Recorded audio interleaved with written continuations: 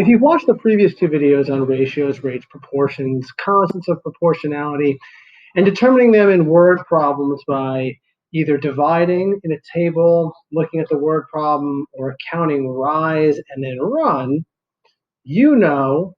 rise and then run, you know that graphing is just a small extension of what we've been doing with determining the constant of proportionality, also known as the slope. You could just continue counting and divide the y divided by the x. So here are a couple of examples on extending it. You're basically going to extend the line and a little bit of what we've already been doing, which is counting the rise and then the run, or dividing y divided by x.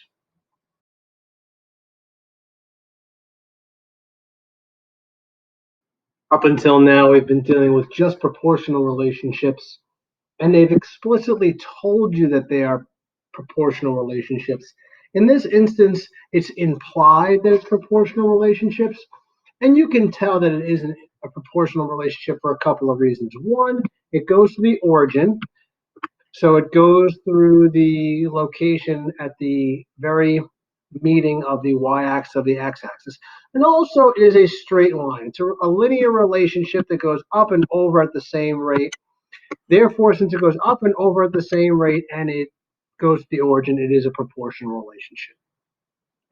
If you use these coordinates, which we can get those coordinates by looking at the 3, 2 comes from to the right 3, up 2. So up 3 over 2. This is left to right 6, and then up 4. That's where 6, 4 comes from, and 9, and then 6. Same thing. So in 9 minutes, you can complete 6 laps. In 6 minutes, you can complete 4 laps. And it would go on at that particular constant of proportionality, also known as the slope.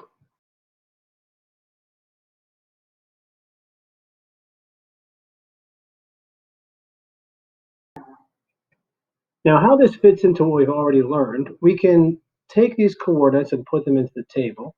This is 3, 2, 6, 4, and 9, 6. And to find the constant of proportionality, if they ask for that, we just do y divided by x, which would be, for the first one, 2 over 3. For the second one, 4 divided by 6, which of course simplifies to 2 over 3, and 6 over 9, which also simplifies to 2 over 3. So all of them become 2 over 3.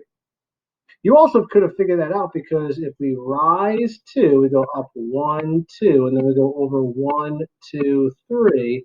Again, that's up 2 over 3. The constant of proportionality is up 2 over 3. They may ask you to do that, or they may say, if you extended this line, and we could keep this line going to 11, 12, it would go up to 12, and then it would go up to 1, 2. So the next spot would be 12, comma, 8. So let's say 12 minutes would correlate with 8 laps. And you could just extend the line, you would see at the next spot. That's the other thing they're asking you to do in these examples. Here's another one where it looks like the scale is different. So pay attention to the scale. This one's going up by 1, so this is 1. And this one's going up by 5s, 5, 10, 15, 20. Therefore, the constant of proportionality in this case is actually up 5 over 1. So it's 5 over 1, but when we look at the label, up, down, 5 is gallons, 5 gallons per. Notice that time is on the bottom. Time is almost always going to be on the bottom. So the constant of proportionality in this example, even though it looks like up 1 over 1, it's actually 5 gallons per minute. Pay attention to the scale. Here's another one a little bit harder to see. The label's down low, but you could sort of see where they cross. So this is weight 1, 2, 3, 4, and this is like 1, 2, 3, 4. So this goes up 4 over 1. So in this case, since it's dollars, it'd be $4 up 4 over 1 pound. So the scale again of constant proportionality would be 4 over 1. I can extend this line further and see how much it would be for 5 pounds if I had more space. If I had a blank example, I would just need to know that it goes to the origin, and then whenever I wanted my constant of proportionality or slope to be, let's say I want it to be up 3 over 5. 1, 2, 3, 4, 5. Now I might say 3 fish for every 5 customers that we see in the store. We sell 3 fish for every 5 customers.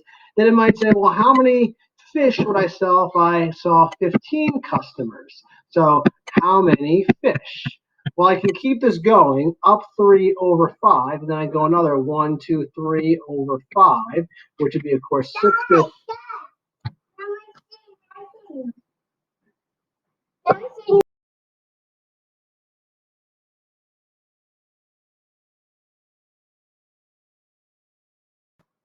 So continuing my example, if I go, originally it was up 3 over 5, I can go up another 3, up another over another 5, that would put me at 10, and I'm looking to get to 15, so I'll go another up 3 over 5, and that would put me on the line up 3 to 9, and that's my 15 customers. So 15 customers would equate to 9 fish. And you could sort of use your constant proportionality, one example, to extend your line and figure out how you would continue going.